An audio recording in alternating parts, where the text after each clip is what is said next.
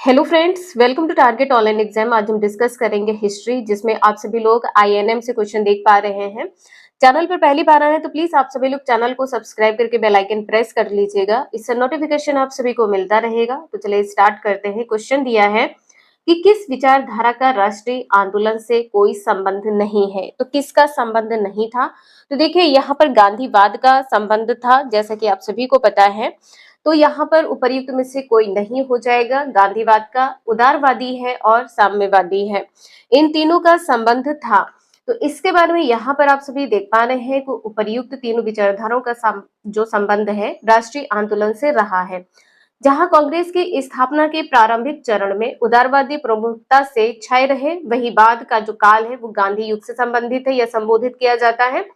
इसके बाद में जो साम्यवादी विचारधारा से प्रभावित है वो एम.एन. राय है, भगत सिंह है, गुलाम हुसैन है, श्री याद अमृत डांगे है, मुजफ्फर अहमद आदि जो है ये राष्ट्रीय आंदोलन में अपनी महत्वपूर्ण भूमिका निभाई है।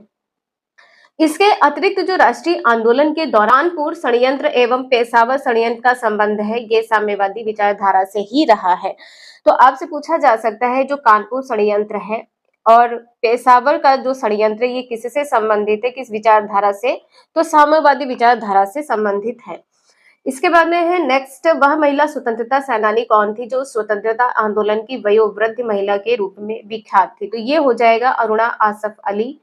इनके बारे में यहाँ पर देख पा रहे हैं, जो अरुणा आसफ अली है स्वतंत्रता सेनानी थी जो स्वतंत्रता आंदोलन की वयोवृद्ध महिला के रूप में विख्यात थी। उन्होंने 1942 में भारत छोड़ो आंदोलन के समय मुंबई के ग्वालियर टैंक मैदान में कांग्रेस का झंडा फहराया था। मुंबई के ग्वालियर टैंक मैदान में कांग्रेस का झंडा किसने फहराया था? तो ये फहराया था अरुणा आसफ अली ने।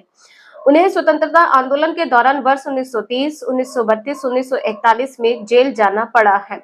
उन्होंने ही भारत छोड़ो आंदोलन के समय भूमिगत रहकर आंदोलन का नेतृत्व दिया था। तो ध्यान रखिएगा, जो अरुणा आसफ अली हैं ये जेल कब गई हैं? 1930, 1932, 1941। नेक्स्ट है, सूची फर्स्ट को सूची सेकंड के साथ सुमेलित करना है और बताना है क्या सही होगा। तो भारत सेवक समाज से कौन संबंधित है? गोपाल कृष्ण गोखले। दूसरा आंसर यहाँ पर सही होगा। तत्व बोधनी सभा से कौन संबंधित है? तो देवेंद्र नाथ ठाकुर, पहला पॉइंट सही हो जाएगा। आत्मीय सभा से कौन संबंधित है? राजा राम मोहन राय, थर्ड पॉइंट यहाँ पर सही हो जाएगा। तो आपका आंसर यहाँ पर ऐसे ही हो जाएगा 213। आप सभी लोग ये बताइएगा, भारतवर्षीय ब्रह्म समाज से कौन संबंधित है? यहाँ पर देख पा रहे हैं, भारतवर्षीय ब्रह्म समाज से केशव चंद्र सेन संबंधित है। नेक्स्ट है अंबाबाई, एक स्वतंत्रता सेनानी, भारत के किस राज्य की थी? तो किस राज्य की थी? कर्नाटक राज्य की। सी आंसर सही हो जाएगा। यहाँ पर देख पा रहे हैं, जो अंबाबाई एक स्वतंत्रता सेनानी है, ये भारत के कर्नाटक राज्य के मूल निवासी थे।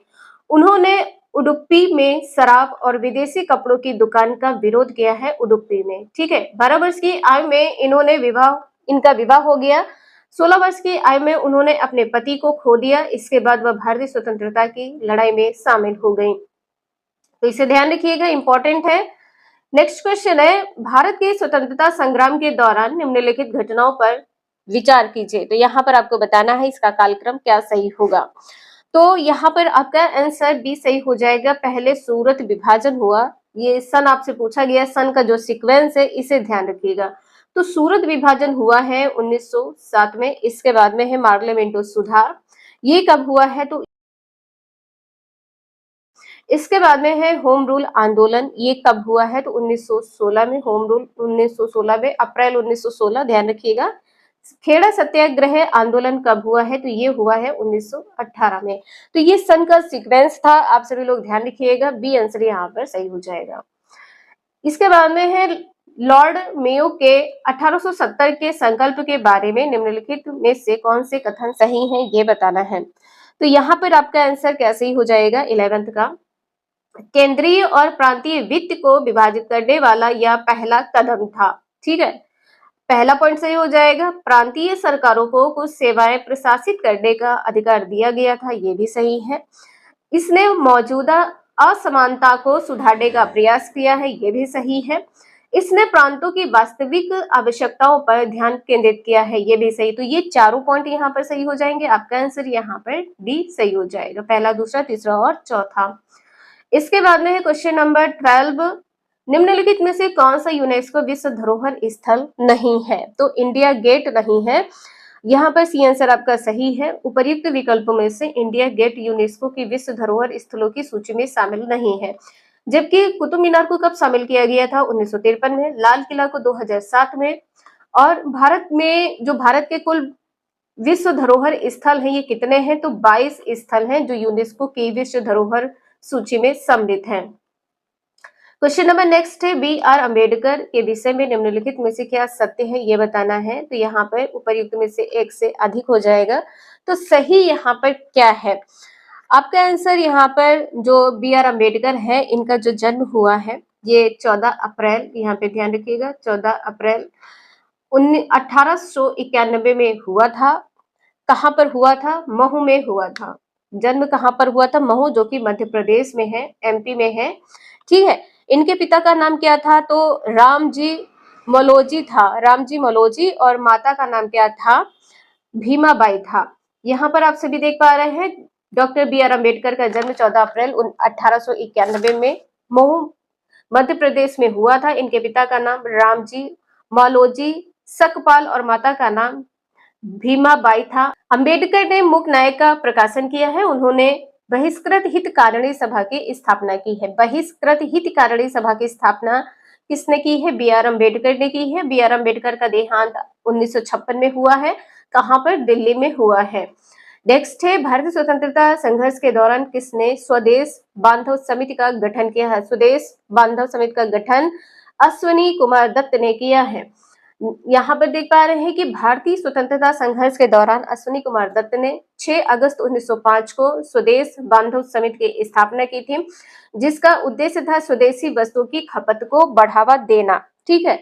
बरिसाल हितैषी नामक साप्ताहिक पत्र का प्रकाशन किया था। तो यहाँ पे ध्यान रखिएगा, बरिसाल हितैषी जो साप्ताहिक पत्रिका है, इसका प्रकाशन अश्विनी कुमार दत्त ने किया था। नेक्स्ट है, सूची फर्स्ट को सूची सेकंड के साथ सुमेलित करना है। नारा है और यहाँ पर संबंधित दल है।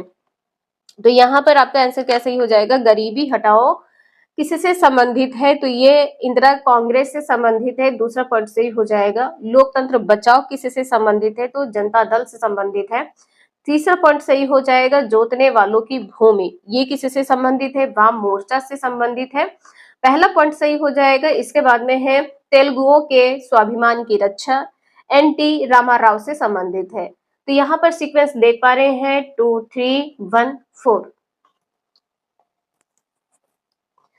नेक्स्ट है, 1938 में किसकी अध्यक्षता में राष्ट्रीय योजना समिति की स्थापना की गई थी? तो किसकी अध्यक्षता में की गई थी? सी आंसर सही हो जाएगा, जवाहरलाल नेहरू। तो यहाँ पर देख पा रहे हैं कि 1938 में जवाहरलाल नेहरू की अध्यक्षता में राष्ट्रीय योजना समिति की स्थापना की गई थी। राष्ट्रीय योजना समिति की स्थापना सुभाष चंद्र बोस की पहल पर की गई थी। इसके स्थापना से ही स्वतंत्रता के लिए राष्ट्रीय संघर्ष में वाम राजनीति के प्रभाव का समावेश हुआ है। तो आपने अभी तक देखा है कि आईएनएम से कितने इंपॉर्टेंट क्वेश्चंस पूछे गए हैं, और आप लोगों को बता दें कि यहाँ पर आपके 14 से 15 ऐसे क्वेश्चन है जो आप लोगों का रिवीजन हो गया होगा। 15 क्वेश्चन आपके एग्जाम में पूछे जाते हैं। यदि ओवरऑल आपके पेपर की बात करते हैं 150 में बात करते हैं, यदि आप 1 to 5, 6 to 8, 9 to 12 की तैयारी कर रहे हैं, तो यहाँ पर आईएनएम से लगभग आप सभी को 25 से 30 क्वेश्चन पूरे पेपर में देखने को मिल जाएगा। ठीक है। एसएसटी की बात करें तो एसएसटी में भी आप सभी को यहाँ से सबसे ज्यादा क्वेश्चन देखने को मिलेंगे। आगे हम डिस्कस करेंगे भारत का भूगोल। आज के लिए इतना ही, मिलते हैं नेक्स्ट क्लास में। वीडियो यूजफुल लगे लाइक करें, चैनल को सब्सक्राइब करें एंड शेयर करें। Thank you for watching this video.